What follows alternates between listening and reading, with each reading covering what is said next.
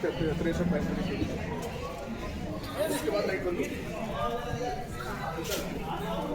अभी लाइट तो भी आज नहीं आ रही है, आपको लाइट आई नहीं है।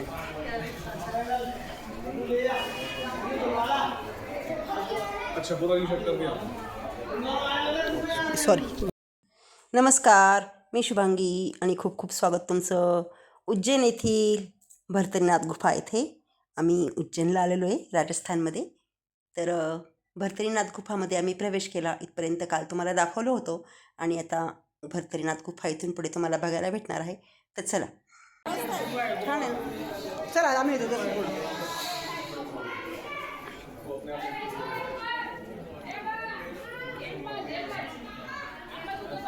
तरी हे भर्तरीनाथ म्हणजे नवनाथांपैकीच एक आहे। तर ज्या मुलामुलींची विवाह जमत नाही त्यांच्यासाठी नवनाथ ग्रंथातील 28वा अध्याय हा भर्तरीनाथांचा आहे। तो वाचण्याचा सल्ला भरपूर ब्राह्मण लोक देतात आणि त्याची खरोखर प्रचिती येते। विवाह जमण्यास निश्चितच मदत होते।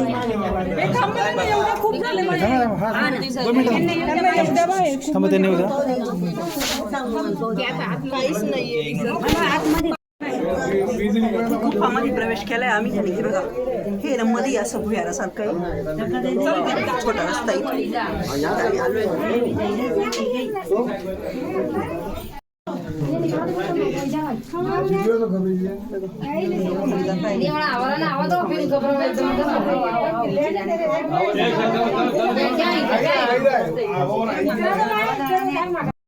एक साइड जाने की दे दो, ओ स्टेप बघा इथे आणि पायऱ्या उतरून आल्यानंतर हे बघा ही भर्तरीनाथ गुफेमध्ये आम्ही खाली प्रवेश केलेला आहे। इथे भर्तरीनाथ महाराजांची छोटीशी मूर्ती आहे, हे बघा, आणि इथे त्यांच्या पादुका आहे आणि इथे हा होमकुंड आहे। चला पंडितजीचे राग आहे आणि हे बघा इथे आम्ही खाली आलेलो आहे।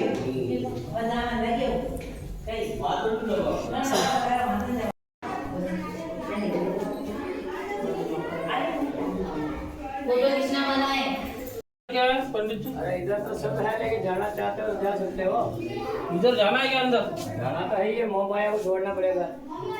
सर को कह दो भाई दूसरे इधर से खोल दो, इधर अंदर जा सकते हैं क्या? जा नहीं सकते, ये पगले दीवाने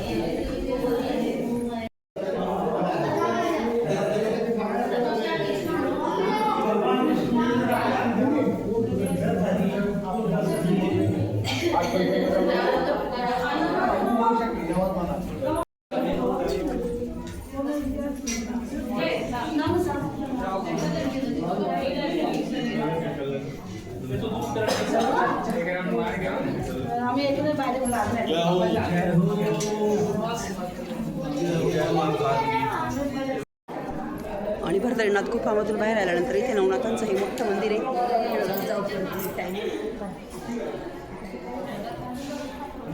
चला इथे आम्ही दर्शन केले, बघा इकडे भरपूर मोठं भक्त निवास वगैरे आहे, संत निवास आहे। चला निघालो आता पुढे।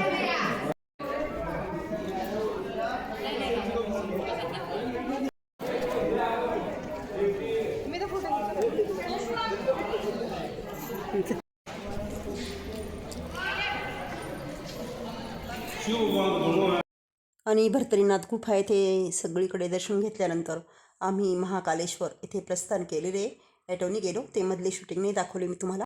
तर आता इथे आम्ही महाकालला पोहोचलो आहोत आणि महाकालचा गंध मी कपाळी लावते आणि बघा अच्छे से लगा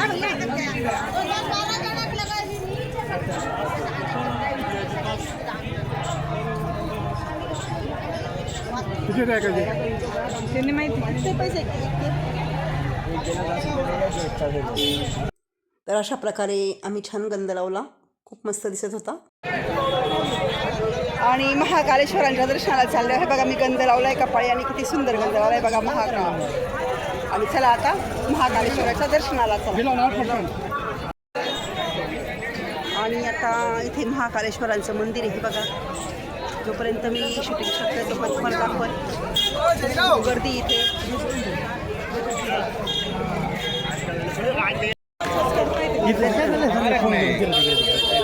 आणि ही दर्शन लाईन आहे। आणि आता आम्ही दर्शन लाईनला लागलो आहे. तसं महाकालेश्वरांचं मंदिर खूप खूप मोठं आहे. ज्यावेळेस आम्ही गंगासागरला गेलो तेव्हा पण गेलो होतो आणि आता परत तर चला दर्शनाला. गर्दी खूप मागे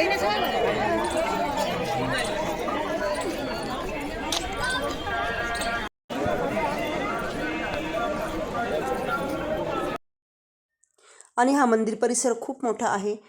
आम्ही ज्यावेळेस गंगासागरला गेलो तेव्हा आम्ही पूर्ण बघितलं होतं, पण आता वेळ नव्हता एवढा, त्याच्यामुळं आम्हाला एवढं फिरता नाही आलं आणि दुपारची वेळ होती त्याच्यामुळं ऊन पण बरंच झालं होतं. तर तुम्ही बघू शकता हे किती विस्तीर्ण हे स्वरूप पसरलेलं आहे मंदिराचं सर्वत्र.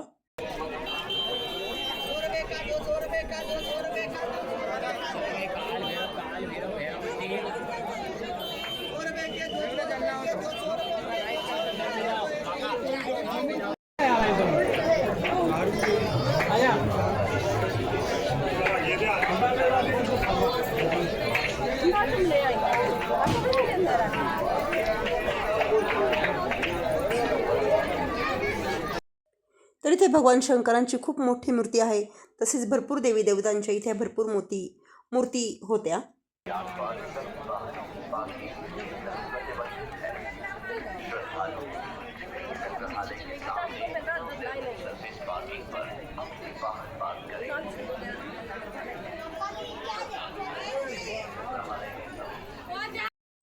असं म्हणतात महाकालेश्वरांची इच्छा असल्याशिवाय आपण त्यांच्या दर्शनाला जाऊ शकत नाही.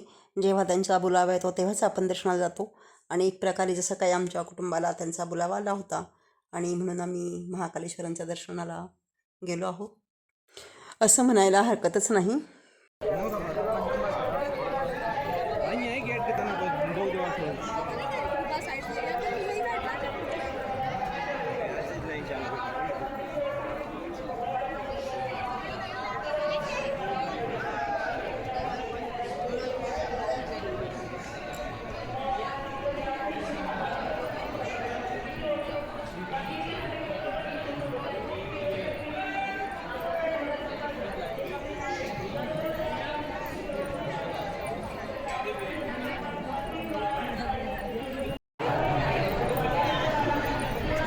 तर उतरल्यापासून जवळजवळ अर्धा किलोमीटरचा प्रवास करू आम्ही आता मंदिराच्या एकदम जवळ पोहोचलो आहे. चला पिल्लू उचल.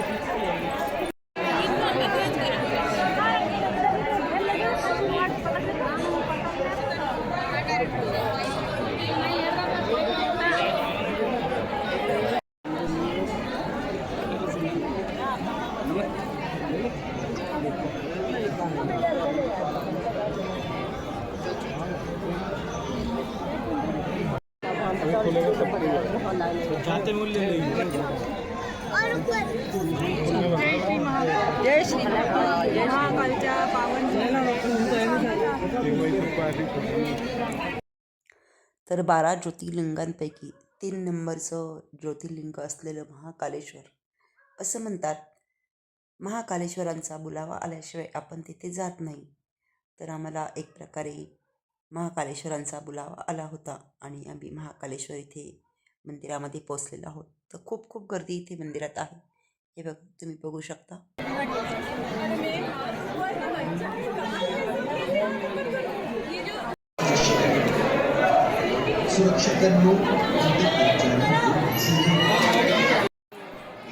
आणि सुमारे अर्धा तास दर्शन लाईनला उभं राहिल्यानंतर आता आमचं महाकालेश्वरांचं दर्शन झालं आहे. हे बघा महाकालेश्वर भगवान की जय. ज्याप्रमाणे त्र्यंबकेश्वर महाराज भगवान यांच्या मंदिरामध्ये आरसा लावलेला आहे त्याचप्रमाणे इथे पण आरसा लावलेला होता आणि आरशातूनच सर्व भाविकांना दर्शन झाले. आम्ही पण त्याच पद्धतीने दर्शन घेतले कारण भगवान महाकालेश्वर खूप खाली होते. आणि चला महाकालेश्वरांचे दर्शन खूप छान झाले. खूप गर्दी होती पण जेवढं शूटिंग तुम्हाला शक्य होतं तेवढं तुम्हाला दाखवलं आणि खूप छान दर्शन झाले. आणि आता आम्ही मंदिरातून बाहेर पडतो.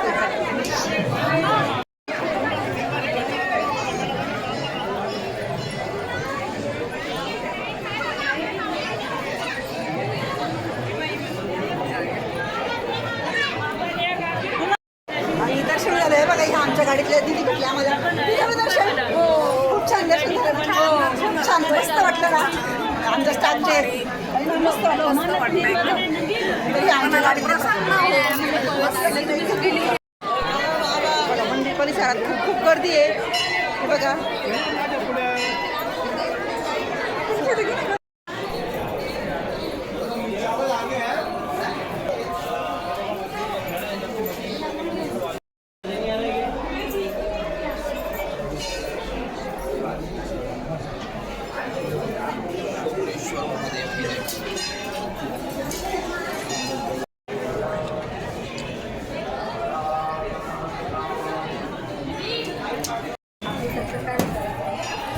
आणि ते आहे अमरनाथ भगवान नीलकंठेश्वर महादेव मंदिर.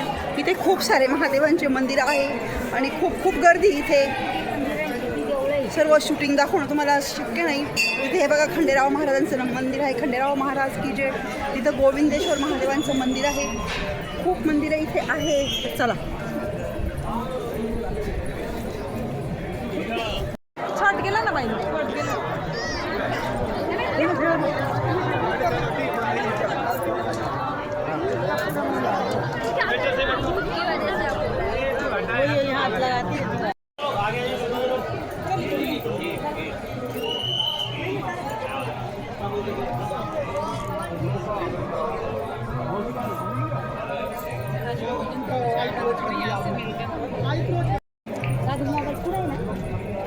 आणि चला आता आम्ही चाललो आहे महाकालेश्वर मंदिर परिसरातनं बाहेर चाललो आहे. खूप आहे तसं शूटिंग घेण्यासारखं, पण एवढं शूटिंग घेणं मला शक्य नाही कारण बाकीच्या ॲटोवाले निघून गेलेले आहे आणि आमची ॲटो मागं राहिली आहे. त्याच्यामुळे मला आता हे बघा जेवढं जमेल तेवढं मी शूट तुम्हाला दाखवलं.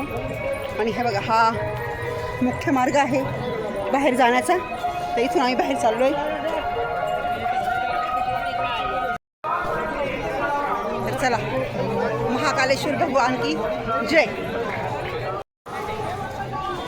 महाकालेश्वराचं दर्शन तर छान झालं.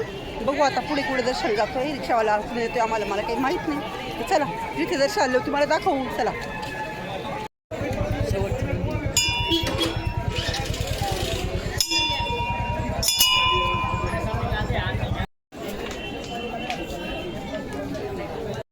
तर आता आम्ही आलो आहो बडा गणेश मंदिर येथे दर्शनासाठी. आणि ही बघा गणपती बाप्पांची मूर्ती किती मोठी आणि सुबक आहे.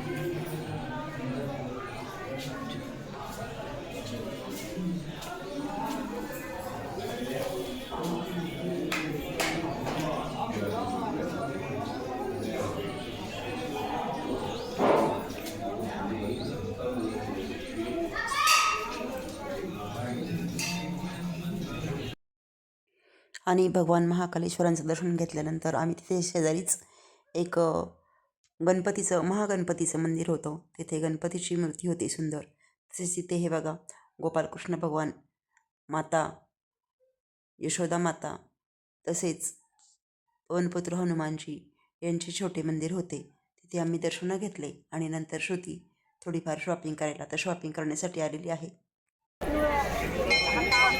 कोणतं किती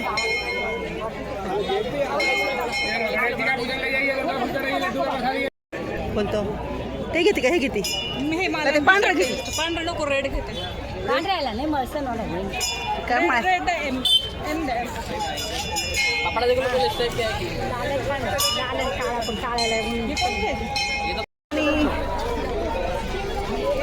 दर्शन झाल्यानंतर आम्ही थोडीफार शॉपिंग केली आणि निघालोय आम्ही आता आमच्या.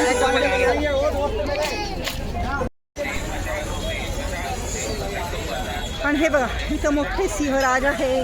आजूबाजूला मस्त गार्डन आहे आणि महादेवांचा त्रिशूल आहे. आणि नंतर आता आम्ही आमच्या ठिकाणावर म्हणजेच रूमवर आलेलो आहो. आणि आल्यावर लगेच फ्रेश होऊन जेवायला बसलो.